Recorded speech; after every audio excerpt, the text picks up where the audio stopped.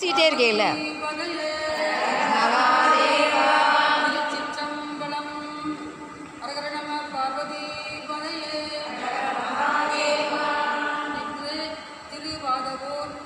மாணிக்கவாசகர் திருவாசக அரங்கத்தில் வந்து திருவாசகம் படிக்க இறைவன் திருவிழம் அருளி கோவில்பட்டி தூத்துக்குடி மாவட்டம் சிவசக்தி திருவாசக முற்றோதல் குரூப்பில் இருந்து படிக்க வந்திருக்கோம்.